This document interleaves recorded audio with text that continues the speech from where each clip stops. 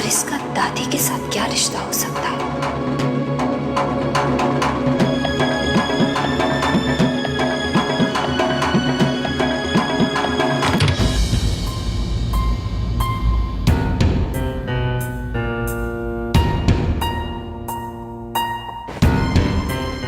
क्या बात है, आप इतने परेशान क्यों हो रहे हैं? अरे परेशान कैसे नहीं होगा मैं? मुझे डर है मीरा कि सिंघानिया एम्पायर को हासिल करने का जो सपना मैंने देखा था वो चूर चूर होने वाला है। एक तरफ वो बुढ़िया है नारायणी सिंघानिया जिसे नाक में दम करके रखा है, और दूसरी ओर ये दक्ष। अरे क्या जरूरत थी अनुपमा को सब सच्चाई बताने की? थोड़ी देर रुक नहीं सकता था क्या वो? आप भी ना, जब इतना बड़ा सपना देखा है तो ऐसी छोटी छोटी मुश्किलें तो होती ही रहेंगी। अरे मीरा, पूरा 1 साल बाकी है और अनु को अभी से पूरी सच्चाई पता चल गई है। कल को अगर दक्ष ने कोई नया तमाशा खड़ा कर दिया तो अनु को क्या जवाब देंगे हम? जवाब का सवाल ही नहीं उठता। जवाब तो तब हम देंगे जब हमसे कोई सवाल करेगा, और अनुपमा उन लड़कियों में से नहीं है जो हमसे किसी भी तरह का कोई भी सवाल करेगी। मैं कुछ समझा नहीं, तुम कहना क्या चाहती हो? बात एकदम साफ है, दक्ष की सच्चाई एक ना एक दिन तो अनुपमा के सामने आनी ही थी। दक्ष उन लोगों में से है जो अनजाने में तो गलती कर सकता है लेकिन कभी गलत नहीं हो सकता। एक बात तो तय हो गई है कि अनुपमा को बहू बनाकर इस घर में लाने का मेरा फैसला बिल्कुल सही था। दक्ष की सच्चाई सामने आने से हमारा तो फायदा ही हुआ है, अनुपमा हमारे और करीब आ गई है, जो हमारे लिए बहुत जरूरी था। देखा नहीं कितनी सीधी साधी भोली भाली है बेचारी, कि इतनी आसानी से हमारी बातों में आ गई। हाँ, अगर अनुपमा की जगह कोई और लड़की होती ना तो ऐसी सच्चाई पता चलने पर दक्ष को उसी वक्त छोड़कर चली जाती। भाई बात तो आपने बिल्कुल सही कही। वाह, अनुपमा बहुत सीधी सादी भोली भाली है, गाय है बेचारी। हमें अब सिर्फ इतना करना है कि उसके भोलेपन का फायदा उठाना है। कमाल है, आपके पास तो हर मर्ज की दवा है। तुमने मेरे मन का डर निकाल दिया। डर तो अभी भी है, लेकिन अनुपमा से नहीं, उस बुढ़िया से जो इस वक्त भी न जाने कौन सा जाल बुन रही होगी।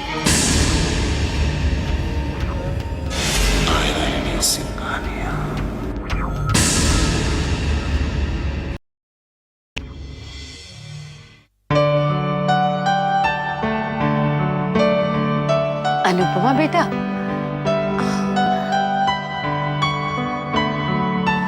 बड़ी लंबी उम्र है तेरी बेटा। अभी अभी मैं तुझे ही याद कर रही थी, तुझसे बात करने का मन कर रहा था।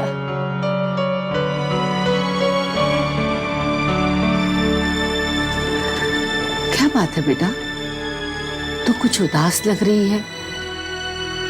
कुछ हुआ है क्या? नहीं दादी, ऐसी कोई बात नहीं। वो रात को ठीक से नींद नहीं आई, इसलिए बस थकान। आप सूप पी लीजिए, ठंडा हो जाएगा तो अच्छा नहीं लगेगा। बेटा, ये बूढ़ी आंखों ने बहुत कुछ देखा है बेटा। वो थकान और उदासी के बीच फर्क जानती है। दक्ष ने कुछ कहा तुझसे? एक बात कहूं बेटा, यूं तो दक्ष मुझसे दूर रहता है, मेरे करीब नहीं आना चाहता, फिर भी मैं उसे अच्छी तरह जानती हूं। वो बुरा नहीं है, बस बुरी संगत में फंस गया है। पहले मुझे भी दक्ष की बहुत फिक्र हुआ करती थी, लेकिन जब से तू उसकी जिंदगी में आई है, मुझे यकीन सा हो गया है कि तू ही है जो उसे सही रास्ते पे ला सकती है। मेरे दक्ष का हाथ कभी मत छोड़ना बेटा, हर हाल में उसका साथ निभाना। एक बात हमेशा याद रखना बेटा, तुम सुहागन हो और सुहागन में इतनी शक्ति होती है कि वो अपने पति को रावण से राम बना सकती है।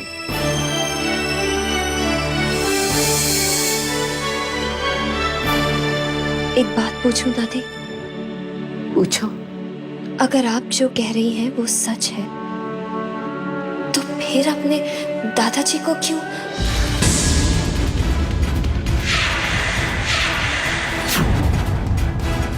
नहीं नहीं बेटा, भगवान के लिए ऐसा मत कहो। मुझे अपने पे लगा हर इल्जाम कबूल है, पर ये इल्जाम कबूल नहीं है कि मैंने अपने पति का खून कर दिया।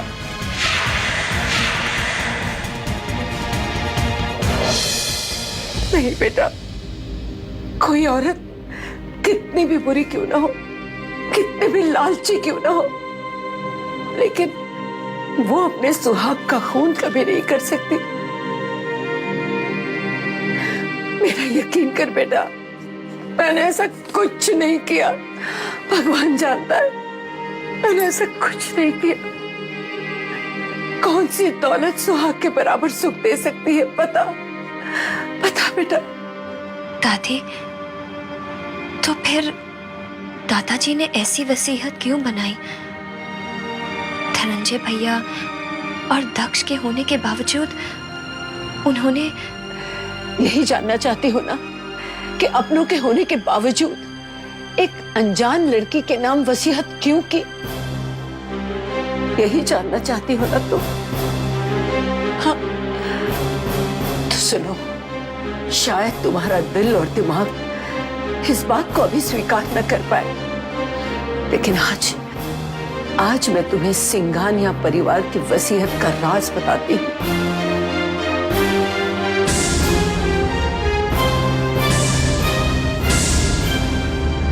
मेरे पति एक बहुत ही समझदार और दूर तक के सोचने वाले इंसान थे। वो जान गए थे कि वो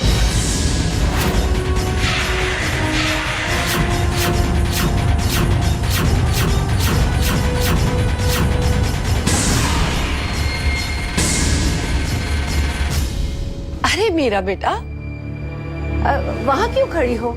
अंदर आओ बेटा। अभी मैं अनुपमा से तुम्हारे ही बारे में बात कर रही थी।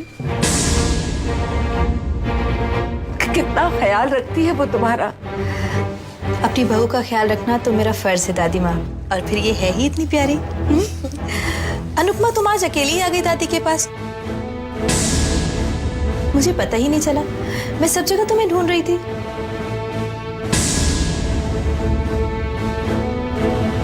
भाभी, वो दादी का सूप ठंडा हो रहा था, तो मैंने सोचा मैं ही... कोई बात नहीं, मैं तो सिर्फ इसलिए पूछ रही थी कि तुम थोड़ी देर आंखों से दूर हो जाती हो ना, तो दिल परेशान हो जाता है, बस, और कोई बात नहीं थी।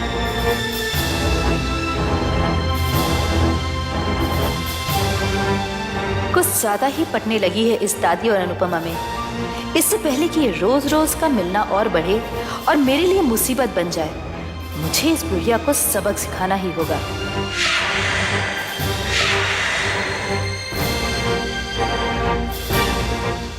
चलिए दादी, अब आपकी दवा का वक्त हो गया है।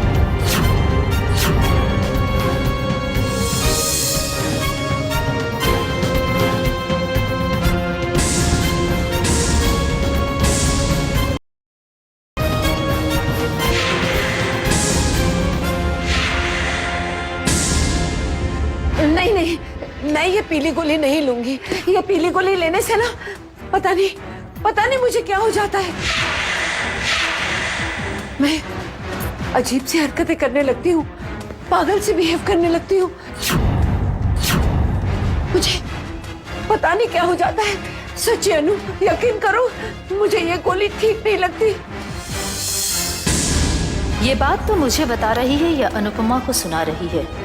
चाहे जो भी हो बुढ़िया, ये दवा तो तुझे लेनी ही पड़ेगी, वरना तमाशा जमेगा कैसे? इससे मेरी तबीयत खराब हो जाती। मैं ये गोली नहीं लूंगी मीरा। पता नहीं मुझे क्या हो जाता है कि मैं क्या क्या करने लगती हूँ, मुझे खुद ही होश नहीं रहता।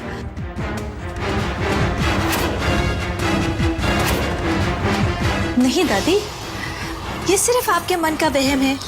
डॉक्टर ने बोला है कि ये गोली आपके लिए बहुत जरूरी है। नहीं नहीं नहीं खाऊंगी मैं नहीं खाऊंगी। इसे लेने से कोई गड़बड़ नहीं होगी दादी। दवाई नहीं लेने से सब कुछ गड़बड़ हो जाएगा, समझ में आया? नहीं नहीं खाऊंगी मैं। इसलिए दवा तो आपको लेनी ही पड़ेगी दादी। मैं ये दवा नहीं खाना चाहती। मुझे पता है कि मुझे कुछ हो जाता है इसके खाने से। मैं नहीं खा सकती ये लीजिए ना दवाई। दादी। मुझे नहीं खानी है। खाइए ना, नहीं, दवाई बहुत जरूरी है। नहीं पर लीजिए ना दादी, नहीं नहीं दवाई पीजिए, पीजिए ना दादी।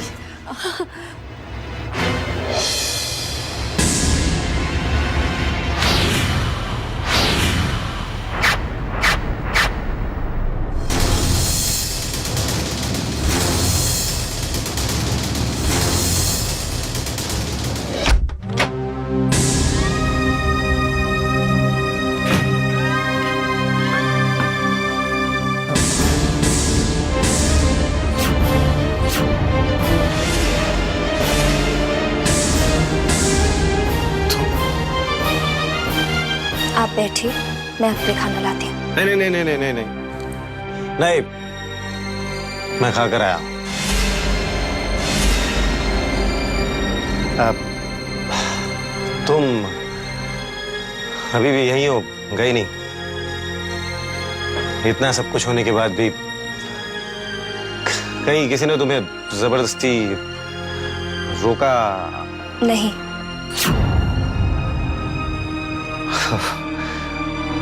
तो तुम अपनी मर्जी से रुके हैं? कहीं तुम्हें यह गलत फहमी तो नहीं है कि मैं कहीं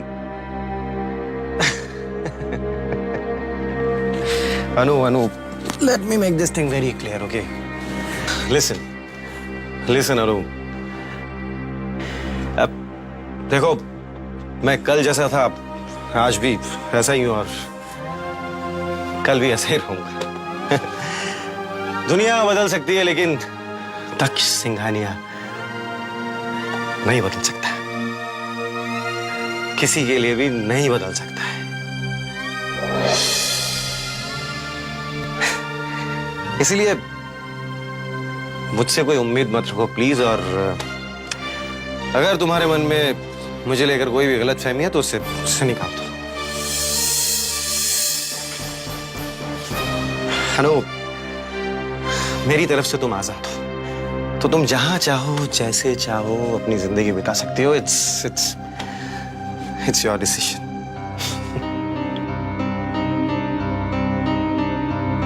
मैंने फैसला कर लिया है दक्ष कि मैं यहीं रहूंगी आपके साथ। यहां रहकर मैं अपना पत्नी धर्म निभाऊंगी, आपसे बिना कोई अपेक्षा किए। दक्ष, आपके लिए भले ही शादी के 7 फेरों, 7 बचनों की, इस सिंदूर की और इस मंगलसूत्र की कोई अहमियत ना हो, पर मेरे लिए ये सब बहुत मायने रखते हैं। मेरे वजूद का हिस्सा बन चुके हैं और इन्हें मैं किसी भी कीमत पर अपनी जिंदगी से अलग नहीं कर सकती। इसलिए दक्ष, मैंने ये फैसला किया है कि मैं मिसेस दक्ष सिंघानिया हूं और बनी रहूंगी।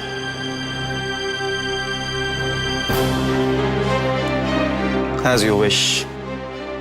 मुझे क्या है, तुम्हारी जिंदगी है, जैसे जीना चाहे जियो, तुम्हारी मर्जी है।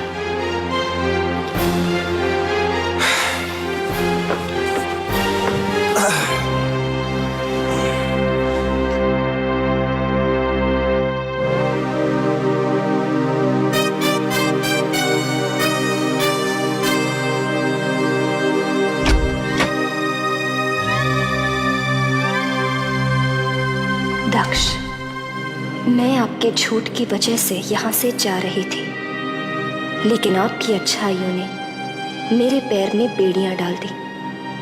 मैं आपकी दिल से इज्जत करती हूँ दक्ष, क्योंकि आपने मुझसे भले ही झूठा प्यार किया हो, पर झूठे इरादों से पति होने का हक कभी नहीं जमाया आपने।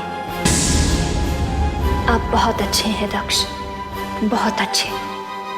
और आज मैं अपने आप से एक वादा करती हूं कि चाहे मुझे कितनी ही कड़ी परीक्षा क्यों ना देनी पड़े, लेकिन मैं आपका प्यार पाकर ही रहूंगी।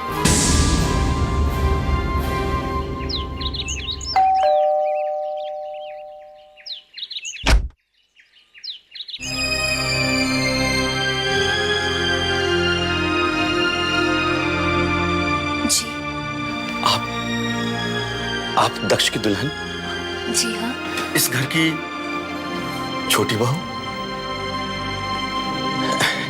जीती रहो बहू। हाँ, भगवान तुम्हारे सुहाग को हमेशा बनाए रखे, खुशियों से भर दे तुम्हारी झोली।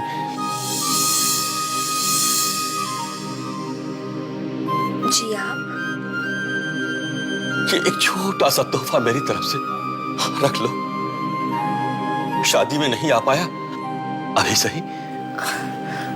माफ कीजिएगा, मैंने आपको पहचाना नहीं। ओफ, लो, माफ करना बेटा, मैंने तुम्हें अपना परिचय नहीं दिया। आप हमें नहीं जानती, लेकिन इस घर से मेरा पुराना रिश्ता है। मेरा नाम रघु है।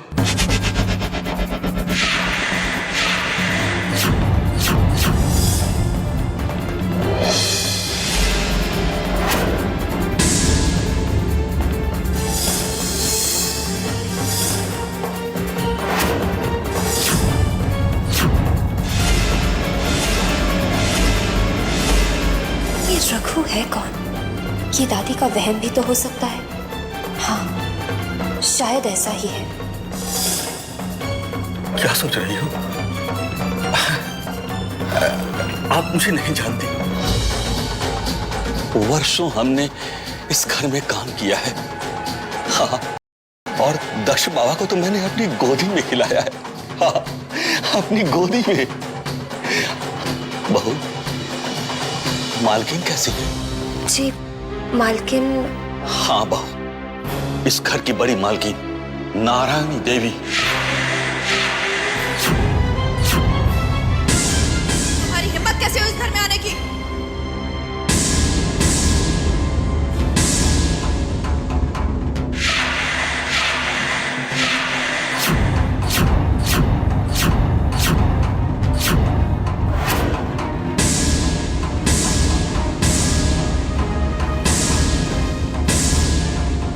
भाभी, तुम चुप रहो अनु।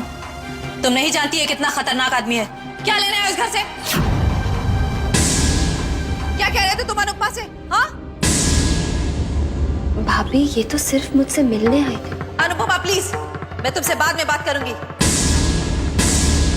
इससे पहले कि मैं तुमसे पिछली बार से भी बदतर सलूक करूं, तुम यहाँ से चले जाओ। चले जाओ यहाँ से। जी, वो मैं कुछ सुनना नहीं चाहती। शर्म नहीं आती तुम्हें? इतना सब कुछ करने के बाद तुम कोई ना कोई बहाना बनाकर इस घर में चले आते हो। पिछली बार की मार भूल गए तुम? बस एक बार मालकिन के दर्शन करवा दीजिए। चुप रहो, मैं कुछ सुनना नहीं चाहती। शर्म नहीं आती तुम्हें? रामू काका, संजय, मदन। जी मैडम। इस आदमी को यहाँ से धक्के मारकर निकलवा दो यहाँ से।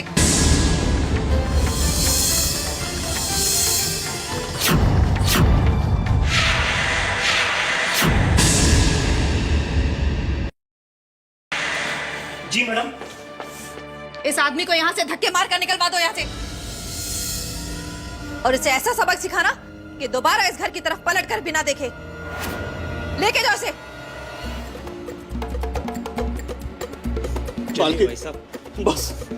बस एक बार मालकिन के दर्शन करवा दीजिए। चलिए भाई साहब, आपका काम खत्म हो गया। चलिए।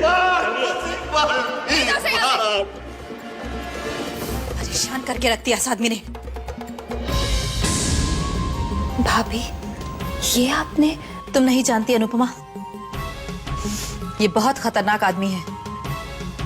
जब मैं शादी करके इस घर में आई तभी इस घर में काम करता था। इसकी वफादारी और उसकी उम्र देखकर मैं भी इसकी इज्जत करने लगी। लेकिन मुझे नहीं मालूम था जो घर इसे अपना समझता है उसी को ये दगा देगा। जिस थाली में खाएगा उसी थाली में छेद करेगा। भाभी मैं कुछ समझी नहीं। एक दिन ये रंगे हाथों चोरी करता हुआ पकड़ा गया था, लेकिन फिर भी हमने इसे माफ कर दिया और इसे इसी घर में रहने दिया। इससे इसकी हिम्मत और बढ़ गई और इसने चोरी की खातिर दूसरे नौकर की जान लेने की कोशिश की। लेकिन फिर भी इसकी उम्र देखते हुए हमने इसे पुलिस के हवाले नहीं किया, बस डरा धमका कर छोड़ दिया। लेकिन उससे क्या हुआ, इसकी हिम्मत और बढ़ गई और देखो इसे कोई ना कोई बहाना करके बार बार इस घर में चला आता है ये। अनुपमा, इसने तुमसे कुछ कहा तो नहीं, कुछ करा तो नहीं तुम्हारे साथ? नहीं भाभी, बस ये तोहफा।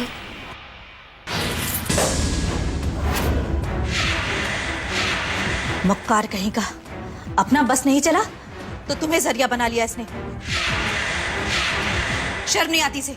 देखो तुम इसकी बात बिल्कुल नहीं सुनना और अगर कहीं रास्ते में मिल जाए तो इसे फटकार देना, बात तक नहीं करना इसे। समझ में आया तुम्हारे? जी भाभी।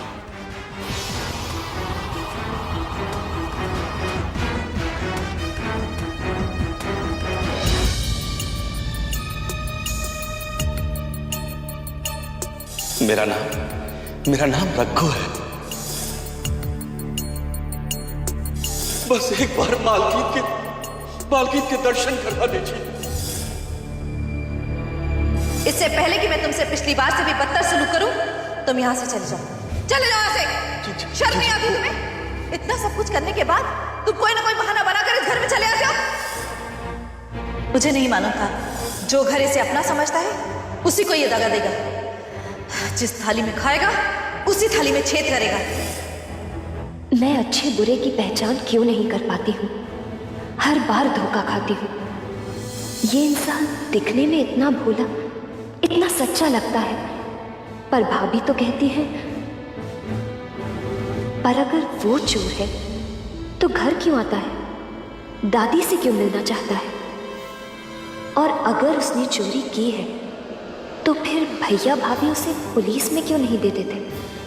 और दादी ने ऐसा क्यों कहा कि रघु सब जानता है?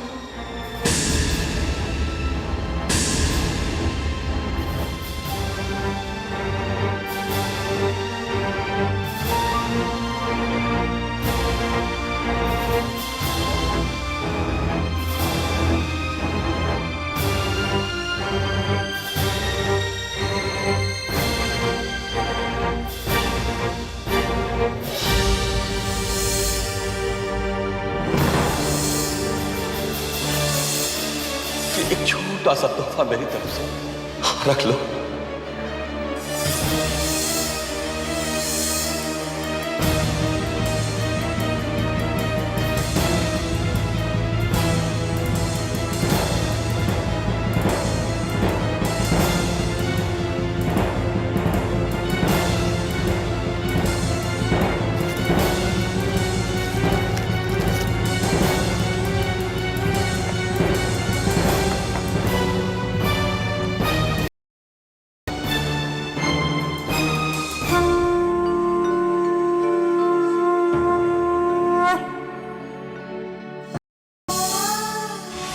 हे भगवान, मेरी मदद कीजिए। मैं सवालों के ऐसे भंवर में फंस गई हूँ जिससे निकलने की बजाय मैं और भी धंसती चली जा रही हूँ। मुझे बताइए भगवान कि सच क्या है और मैं अपने सवालों के जवाब क्यों नहीं ढूंढ पा रही हूँ? क्यों? M for moon. M for moon.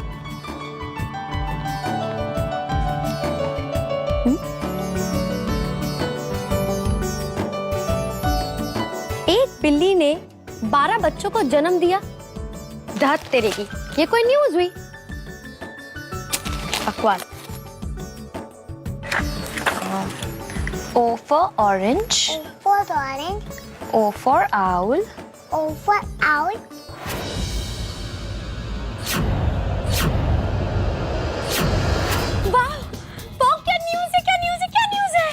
जरूर शाहरुख के बारे में कोई न्यूज होगी। राइट बड़ी दीदी, राइट। पता है शाहरुख खान का पीए निकल गया है। तो तू क्यों इतना खुश हो रही है? तू उस पोस्ट के लिए अप्लाई करने वाली है क्या? ऑफ कोर्स दीदी, अगर ऐसा हो जाता है ना तो मैं एक भी लड़की को उसका ऑटोग्राफ नहीं लेने दूंगी और सारे प्रोड्यूसर को कह दूंगी कि देखो अगर शाहरुख खान को फिल्म में लेना है तो no heroine, okay, no heroine. और इस तरह तो शाहरुख का सारा करियर चौपट करके उसे सड़क पर ले आएगी। सुक्कू, तुझे शाहरुख अपना पीए तो क्या अपना पियोन भी नहीं रखेगा क्या? हाउ मीन दीदी, हाउ मीन। इस लड़की के दिमाग से कब शाहरुख का भूत उतरेगा? शाहरुख खान का भूत? भाभी, शाहरुख का भूत तो पहली फिल्म में था। भाभी, आपको पहली पसंद है ना? मुझे भी बहुत पसंद है। उसकी वो जो मूंछें, वो मैंने गलत जगह मुंह खोल दिया, मुझे माफ कर दे मेरी माँ। आइंदा शाहरुख का नाम मैं गलती से भी नहीं लूंगी, प्लीज। ठीक है, ओके। Next. Orange.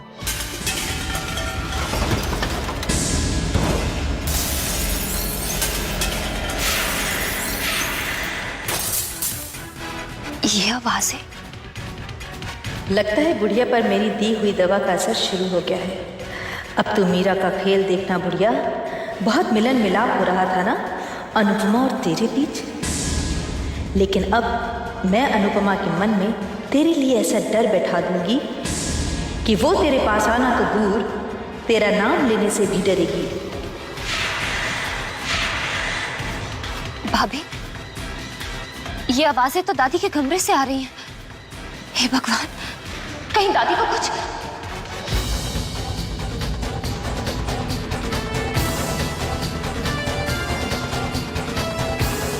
अरे अनुपमा, रुको तो, शायद दादी को फिर से दौरा पड़ गया है। सुनो अनुपमा।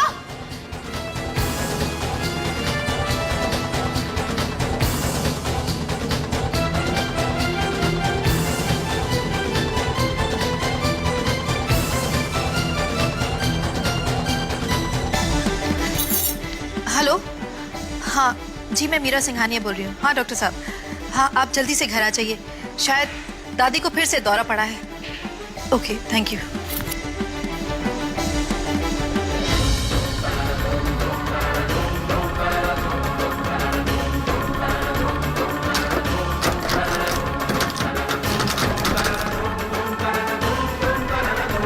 सब समझते हैं कि मैं पागल हूँ। मैं पागल हूँ, ऐसे नहीं हो सकता। नहीं, सब बोलने दो, मार डालूंगी मैं सबको। मुझे मारेंगे? मैं सबको मार डालूंगी, एक एक को। मैं किसी को जिंदा नहीं छोड़ूंगी। पागल कर दिया इन्होंने मुझे। मैं भी सबका खून पी जाऊंगी, खून पी जाऊंगी मैं सबका। ये क्या समझते हैं कि मैं इनका कुछ नहीं बिगाड़ सकती? नहीं नहीं, मैं ये पीली गोली नहीं लूंगी। ये क्या है ना, मुझे सूट नहीं करती। ये लेते ही मेरा दम घुटने लगता है। पता नहीं मुझे क्या हो जाता है कि मैं अजीब सी हरकतें करने लगती हूँ, पागल से बिहेव करने लगती हूँ। नहीं, मैं किसी को नहीं छोड़ूंगी, मार डालूंगी मैं सबको, सबको मार डालूंगी।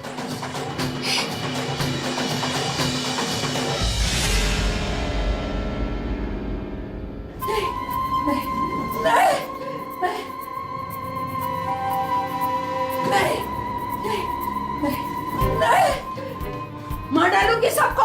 नहीं, नहीं,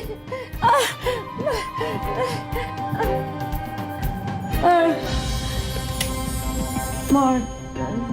हे भगवान, ये तो कैसा खेल खेल रहा है हमारे साथ। ये उम्मीद और नाउम्मीदी का खेल।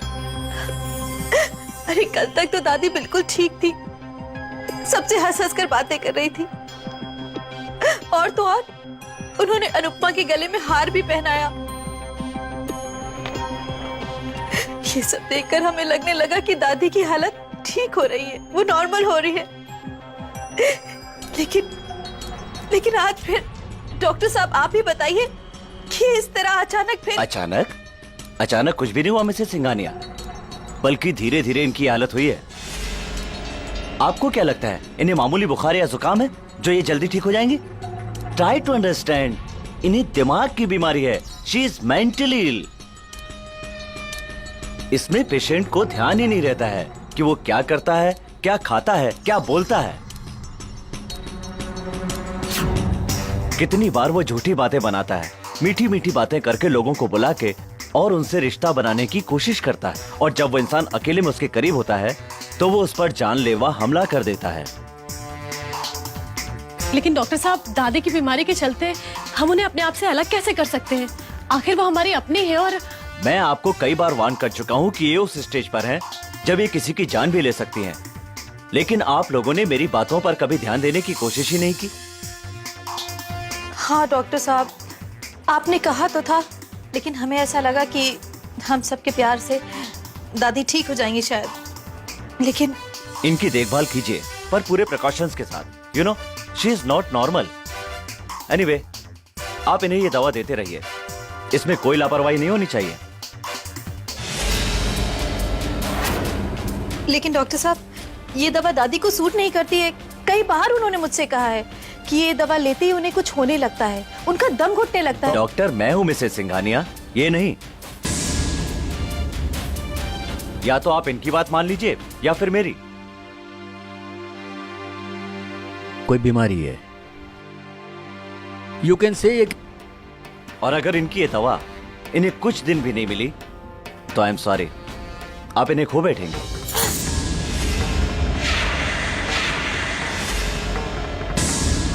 ठीक है, मैं चलता हूं।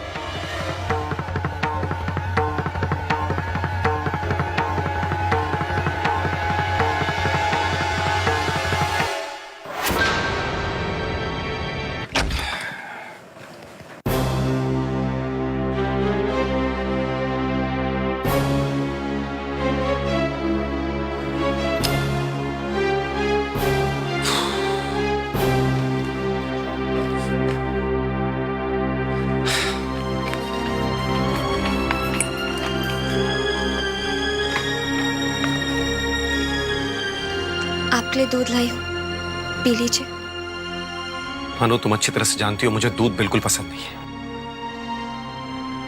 जानती हूँ कि आप दूध नहीं पीते, लेकिन दूध सेहत के लिए अच्छा होता है। और फिर आपको दूध का स्वाद पसंद नहीं ना, इसीलिए मैं आपके लिए फ्लेवर्ड मिल्क लाई। पीकर देखिए, बिल्कुल भी पता नहीं चलेगा कि आप दूध पी रहे अनु, हैं। तुम। हाँ बोलिए, मैं क्या? आखिर क्या साबित करना चाहती हो? क्यों कर रही हो ये सब? ये दूध, ये कपड़े, ये सब क्यों कर रही हो? देखो, एक बात सुन लो और अच्छी तरह समझ भी लो। तुम्हारा ये सब करने से मुझ पर कोई असर नहीं पड़ेगा।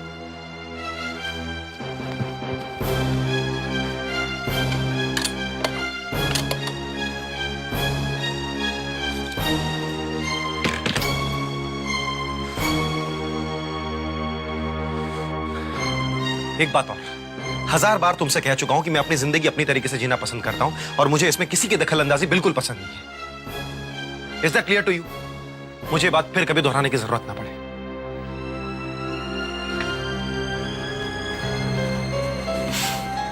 जानती हूँ दक्ष, आप अपने बनाए रास्ते पर ही चलेंगे, लेकिन कभी कभी आगे जाकर रास्ते एक भी हो जाते हैं, और हमारा रास्ता एक होकर ही रहेगा। ये मेरा विश्वास है, एक पत्नी का विश्वास।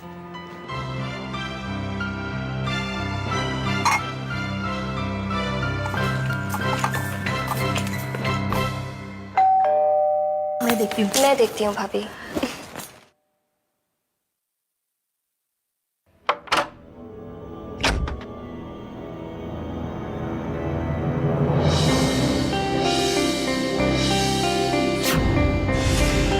जी, किससे बात करनी है?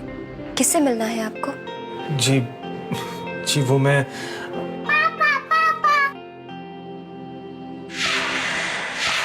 मेरा बच्चा। माफ कीजिए, मैंने आपको पहचाना नहीं। आप आइए ना, अंदर आइए। भाभी। अरे आनंद जी, आनंद जी आप, नमस्ते। माफ कीजिएगा, इसने आपको पहचाना नहीं। ये आनंद जी है, अग्रिम के पिता। नमस्ते। ये अनुपमा है, दक्ष की पत्नी। दक्ष की शादी हो गई? जी हाँ, सब कुछ इतनी जल्दी जल्दी हुआ कि आपको बताने का मौका ही नहीं मिला। कोई बात नहीं, मैं समझ सकता हूँ। माफ करना अनुपमा, मुझे पता नहीं था, वरना मुंह दिखाई के लिए जरूर कुछ साथ लाता। ऐसा मत कहिए, बड़ों का तो सिर्फ आशीर्वाद ही काफी होता है, उससे बढ़कर और क्या हो सकता है। भगवान तुम्हें खुश रखे, तुम्हारा हर सपना पूरा हो। आप अग्रिम को बाहर ले जाने के लिए आए हैं?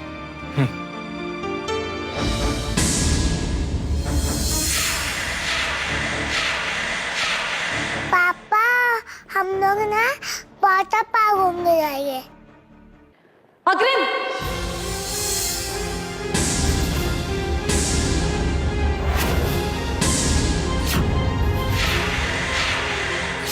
तुम कहीं नहीं जा रहे हो, मेरे पास आओ।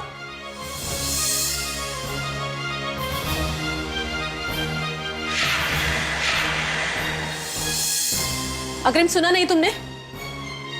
तुम कहीं नहीं जा रहे हो, इधर आओ मेरे पास। रुक्मणी प्लीज, तुम ऐसा नहीं कर सकती। अग्रिम मेरा भी बेटा है और मैंने कोर्ट से परमिशन भी ली है कि हफ्ते में एक बार मैं अग्रिम को बाहर ले जा सकता हूं। तुम ऐसे बस आनंद, मैं जानती हूँ कि तुम्हें कोर्ट से परमिशन मिल चुकी है उसे ले जाने के लिए, इसलिए मैं इस वक्त उसे तुम्हें ले जाने के लिए नहीं रोक सकती। पर एक बात याद रखना, मैं बहुत जल्द कोर्ट के इस फैसले को भी बदलवा कर रहूंगी। अग्रिम सिर्फ और सिर्फ मेरा बेटा है। मैं उस पर तुम्हारी परछाई भी बहुत दिनों तक नहीं पड़ने दूंगी।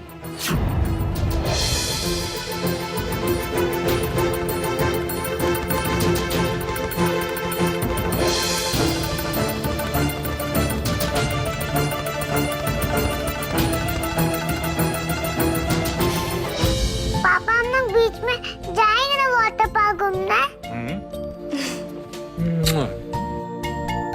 चले?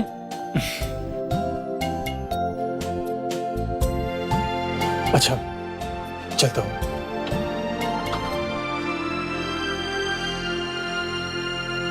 भाभी, एक बच्चा अपने पापा से कितना ही दूर रहे, लेकिन फिर भी अपने पापा को नहीं भूल सकता। आप सच कह रही हैं भाभी, एक बच्चे के लिए ये दुख बहुत बड़ा होता है, और ये बात मुझसे अच्छी तरह भला कौन जान सकता है। आइए डॉक्टर साहब।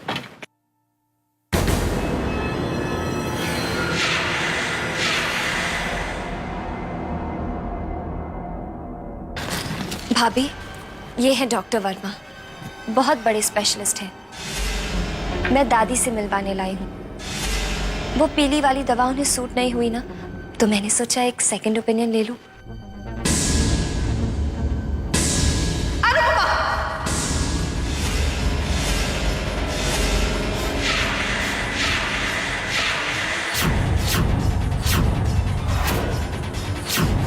तुम्हें क्या लगता है हमें दादी की कोई फिक्र नहीं है?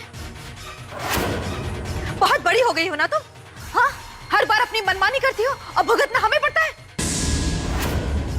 अरे डॉक्टर बुलाने से पहले एक बार तुमने हमसे पूछना जरूरी समझा? Doctor, I am very sorry, we don't need any second opinion. आप जा सकते हैं।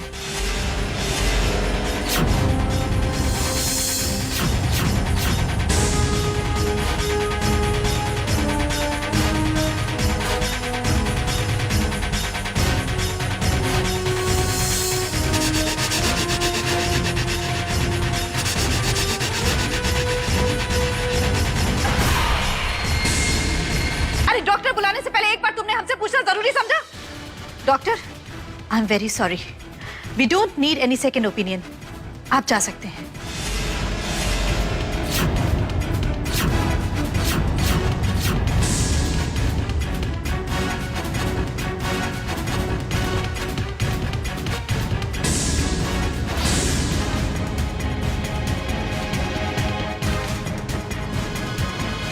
तुम नहीं जानती हो अनुपमा कि आज तुमने मेरे दिल को कितनी ठेस पहुंचाई है। मेरे 20 साल की मेहनत पर तुमने पानी फेर दिया। मैं पिछले 20 साल से दादी की देखभाल कर रही हूं और तुम्हें इस घर में आए सिर्फ 20 दिन हुए हैं। डॉक्टर को बुलाने से पहले तुमने एक बार मुझसे पूछना जरूरी नहीं समझा?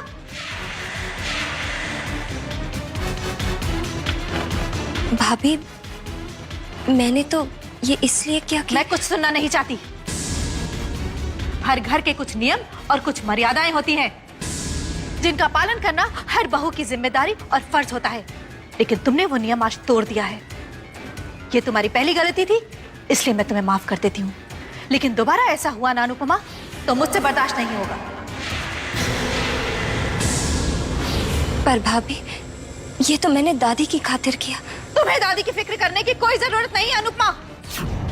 हम बड़े हैं दादी की फिक्र करने के लिए। तुम्हें क्या लगता है हमें दादी की कोई फिक्र नहीं है? तुम सिर्फ अपने पति और अपनी गृहस्थी पर ध्यान दो। यू बार बार दादी के मामले में मत उलझो अनुपमा। तुम्हारी वजह से हमारी उलझन और बढ़ जाती है। अरे तुम क्या जानो कि तुम्हारे भैया और मैंने कितनी रातें दादी के सिरहाने जाग जाग कर काटी है। तुम्हें क्या लगता है हमें दादी की कोई फिक्र नहीं है? अरे आज अगर मैं अपना दिल चीर कर तुम्हें दिखा सकती तो दिखाती कि पल पल बस दादी की फिक्र इस दिल में रहती है। हर वक्त ये दिल दादी के बारे में सोचता रहता है।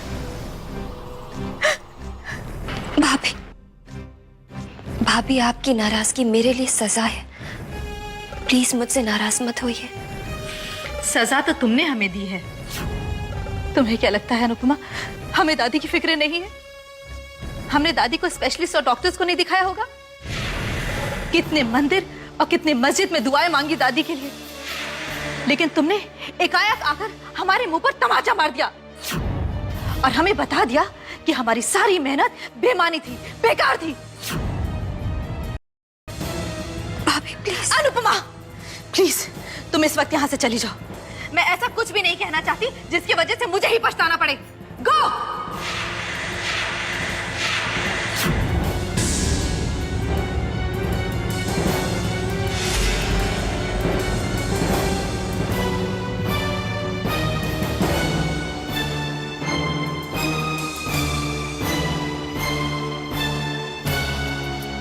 आज पहली बार भाभी ने मुझे इतना डांटा, इतनी जोर से मुझ पर चिल्लाई, लेकिन मेरी क्या गलती है?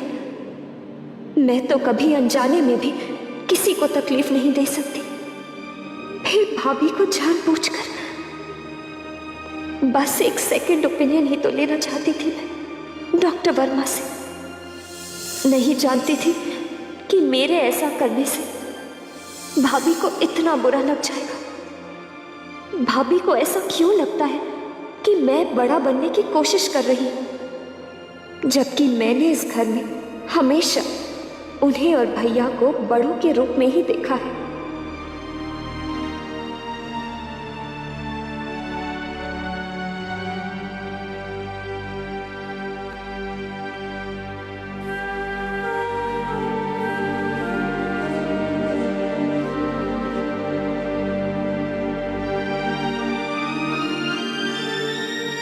अरे क्या जरूरत थी अनु को इतनी बुरी तरह से डांटने की?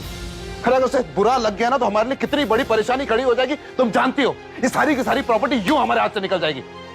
जानती हूं, मैं अच्छी तरह से जानती हूँ, लेकिन क्या करती मैं? इस अनुपमा ने तो मेरा जीना हराम कर रखा है। आप तो घर पर होते नहीं, आपको क्या पता मेरे दिल पर क्या गुजरती है। इस दादी की चहेती ने एक मिनट मुझे चैन से बैठने नहीं दिया। हर वक्त यही डर लगा रहता है कि कहीं दादी के पास ना पहुंच जाए।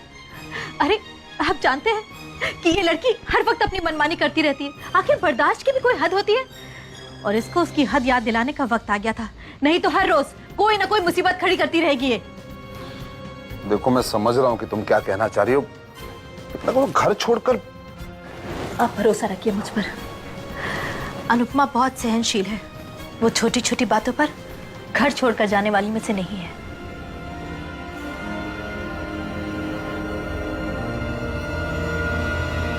आ जाए तो अच्छा है, उसके लिए भी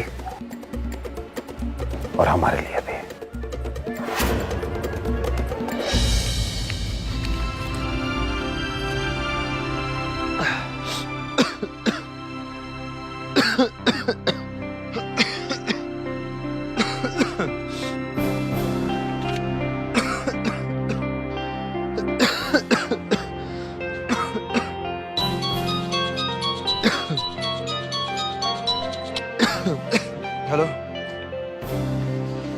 नहीं यार, आज नहीं। तबीयत थोड़ी खराब है, बहुत खांसी हो रखी है। या नेक्स्ट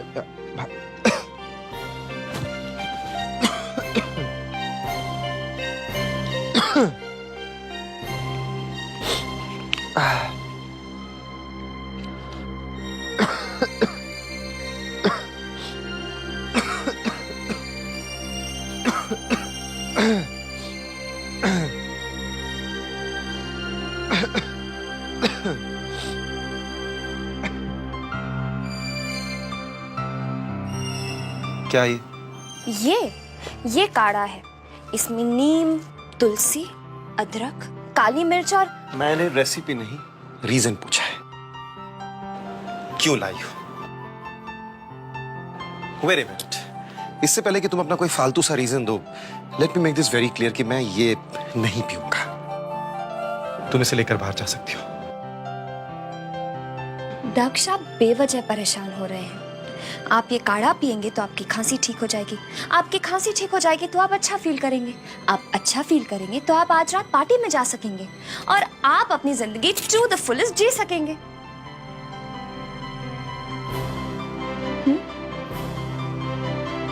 फिर भी आपकी मर्जी।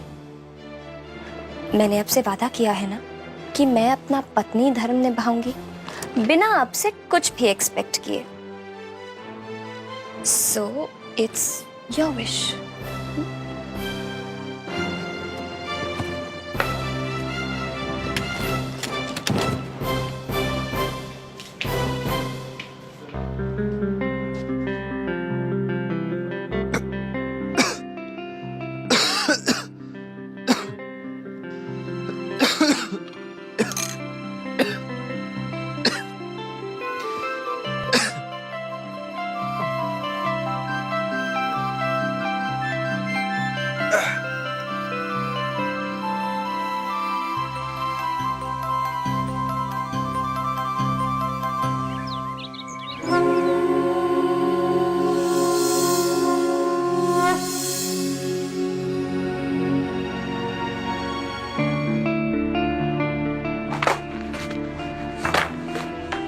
एक घंटे से एक चेकबुक ढूंढ रहा हूं, पूरा कबोर्ड खाली करके रख दिया, पता नहीं कहां। मदन, संजय, रामो, इस घर में कोई है कि नहीं है? दक्ष भैया, आप कुछ ढूंढ रहे थे क्या? हाँ, चेकबुक ढूंढ रहा हूं मैं। आप रहने दीजिए, मैं ढूंढ दूंगा। अगर आप ऐसे ढूंढोगे तो फिर दूसरा सामान भी गुम हो जाएगा और खामखा परेशान। चुपचाप मेरे साथ ढूंढ।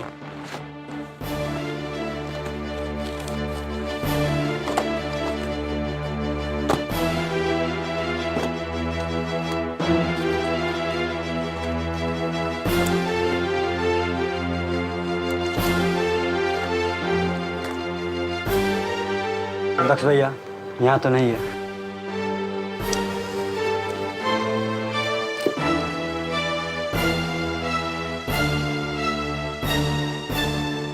भाभी भी आ गई।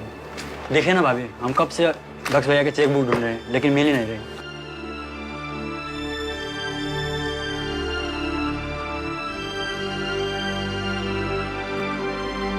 मदन, तुम जाओ।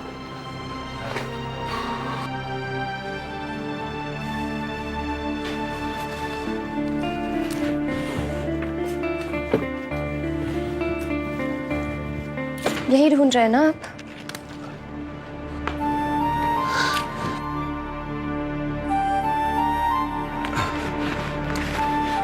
देखो अनूप, तुम मेरी चीजों को हाथ मत लगाया करो, ठीक है? तुम्हारी इन बेवकूफी भरी हरकतों की वजह से पिछले 1 घंटे से मैं परेशान हो रहा हूं। मैं जो चीज जहां रखता हूं उसे वहां रहने दो प्लीज। दक्ष, आप शायद भूल रहे हैं कि ये चेकबुक खुद आपने कल रात ड्रॉर में रखी थी। याद कीजिए। और आज आप खुद ही इसे अलमारी में ढूंढ रहे हैं। ठीक है, आज के बाद मैं आपकी चीजों को संभाल कर नहीं रखूंगी, पर आप खुद अपनी चीजें रखकर भूल जाते हैं, उसका ख्याल तो रखिए।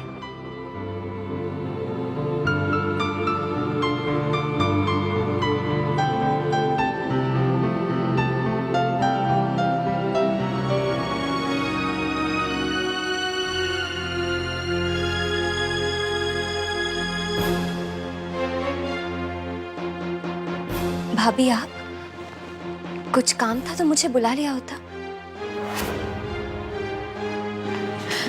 नहीं, कोई काम नहीं था। अनुपमा, मुझे माफ कर देना। गुस्से में न जाने में तुम्हें क्या क्या कह गई। तुम्हें बहुत बुरा लगा होगा ना? ये आप कैसी बातें कर रही हैं भाभी? आप बड़ी हैं, हक बनता है आपका। छोटे अगर गलती करते हैं तो बड़ों का ही हक होता है कि उन्हें डांटे, है ना? मुझे बिल्कुल बुरा नहीं लगा भाभी। तुम्हें बुरा लगा या नहीं, लेकिन मुझे बहुत बुरा लगा। एक माँ का दिल कितना कोमल होता है तुम नहीं जानती। गुस्से में भड़ास तो निकल जाती है, लेकिन दूसरे ही पल वो दिल रोने लगता है। असल में अनुपमा, मैं दादी से बहुत ज्यादा जुड़ी हूँ। पिछले 20 साल से मैं उनकी देखभाल करती आई हूँ। कितने ट्रीटमेंट्स, कितने डॉक्टर बदलने के बाद तुम्हारे भैया और मैंने ये डिसाइड किया था कि हम एक ही डॉक्टर से उनका इलाज करवाएंगे। नए नए चेहरे को देखकर दादी डर जाती है, इसीलिए हमने सोचा कि बार बार नया चेहरा दादी के सामने नहीं लाएंगे। मैं समझ सकती हूँ भाभी। बस यही सब बातें थी कि मैं ज्यादा इमोशनल हो गई और गुस्से में तुम्हें न जाने क्या क्या कह बैठी। प्लीज हो सके तो मुझे माफ कर दो। भाभी मैंने कहा ना, मुझे बिल्कुल बुरा नहीं लगा। इसलिए प्लीज आप ये बोझ अपने दिल से उतार दीजिए। आप अपनी जगह पर बिल्कुल सही थी। गलती तो मेरी थी, माफी मुझे मांगनी चाहिए। मुझे माफ कर दीजिए। नहीं अनुपमा, गलती तो मेरी है। कितनी अच्छी हो तुम, कितनी अच्छी हो।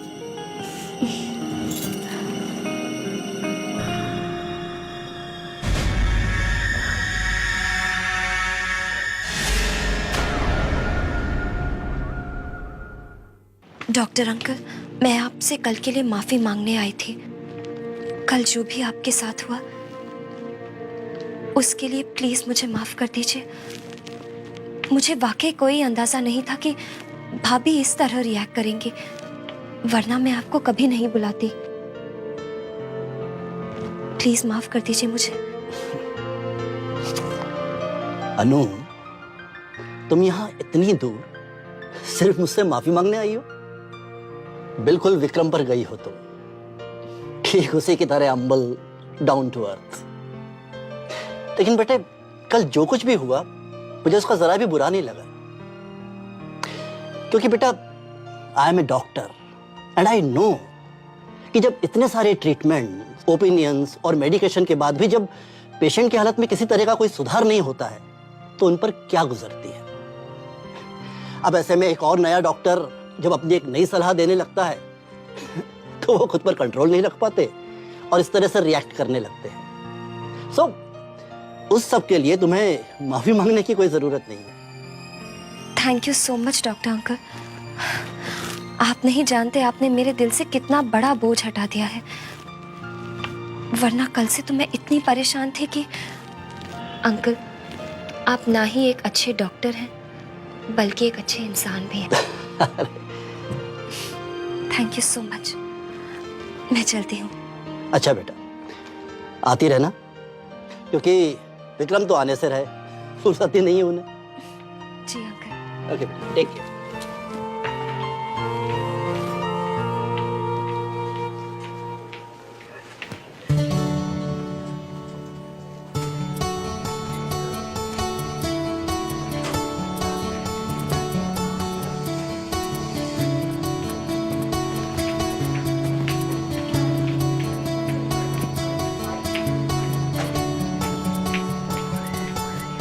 Excuse me. Yes madam. Restroom कहाँ पर है? यहाँ से सीधा जाके फर्स्ट। Thank you.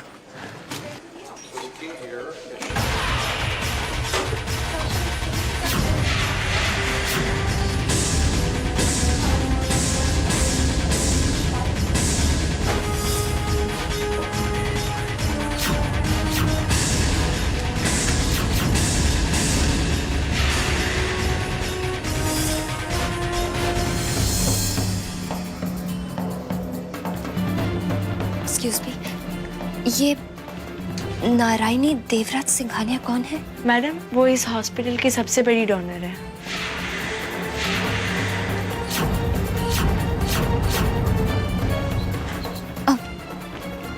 क्या आप मुझे इनके बारे में कुछ और बता सकती हैं? सॉरी मैडम, मैं उनके बारे में कुछ ज़्यादा तो नहीं जानती, पर इस हॉस्पिटल की मैट्रन है जो सबसे पुरानी है, उन्हें ज़रूर पता होगा। वो देखिए, वो मैट्रन आ रही है। Thank you. सुनिए, यस मैम। आप नारायणी देवराज सिंघानिया को जानती हैं? अब क्या आप मुझे उनके बारे में कुछ बता सकती हैं? आपको क्या जानना है उनके बारे में? अब जी, वो डोनर्स लिस्ट में उनका नाम सबसे ऊपर देखा, इसीलिए जानना चाहती थी। कैसे भूल सकती हूँ उस लेडी को जिसका नाम नारायणी है। लाइफ में गॉड ऐसे लोगों को बहुत कम मिलाता है। जब कभी मैं किसी के मुंह से उस लेडी का नाम सुनती हूँ तो मेरे दिमाग में वही 25 साल पुरानी यादें फिर से ताजा हो जाती हैं।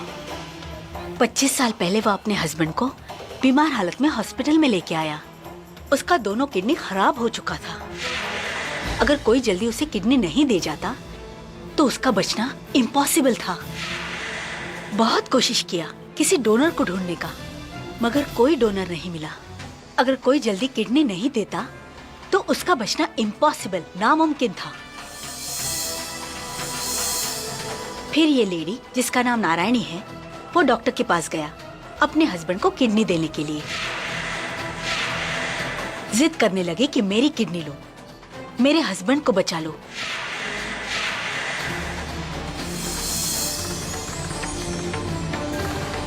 अपनी किडनी? यस बेटा, डॉक्टर ने उसे बहुत समझाया कि तुम्हारी एक किडनी से आने प्रॉब्लम में पड़ सकता है। यहाँ तक कि उसका चलना फिरना और उसका नॉर्मली काम करना मुश्किल में पड़ सकता है। डॉक्टर ने कहा तुम अपनी किडनी देकर अपने हस्बैंड को बचा तो सकेगा, लेकिन कल को तुम्हारी किडनी को कुछ हो जाएगा तो तुमको कोई बचा नहीं सकेगा, तुम मर भी सकता है। But what matron? इतनी हिम्मत वाली लेडी थी वो। उसने डॉक्टर से कहा मैं मर जाने को तैयार हूँ, प्लीज डॉक्टर मेरे हस्बैंड को बचा लो। एक बार नहीं 1000 बार मरूंगी मैं अपने हस्बैंड के लिए, प्लीज डॉक्टर। 35 साल हुए मुझे इस हॉस्पिटल में काम करते हुए बेटा। बहुत लोगों को मैंने मौत के आगे रोते गिड़गिड़ाते हुए देखा, मगर ये लेडी दूसरे की जिंदगी के लिए खुद मौत को गले लगाने को तैयार हुई। बस मैंने ऐसी एक ही लेडी को देखा जिसका नाम नारायणी देवराज सिंघानिया है। फिर क्या उन्होंने अपनी किडनी दी या? यस माय चाइल्ड, उसने अपनी किडनी भी दी और उसका हस्बैंड बच भी गया। वो लेडी ने खुश होकर इस हॉस्पिटल को 2 करोड़ अमाउंट डोनेट भी किया। आज तक न जाने कितने गरीबों की जिंदगी बचाई। मैं कभी नहीं भूल सकती उस लेडी को। मैं प्रे करती हूँ उस लेडी के लिए कि वो जहाँ कहीं भी हो खुश रहे। मे जीसस ब्लेस हर। मुझे अपने पे लगा हर इल्जाम कबूल है, पर ये इल्जाम कबूल नहीं है कि मैंने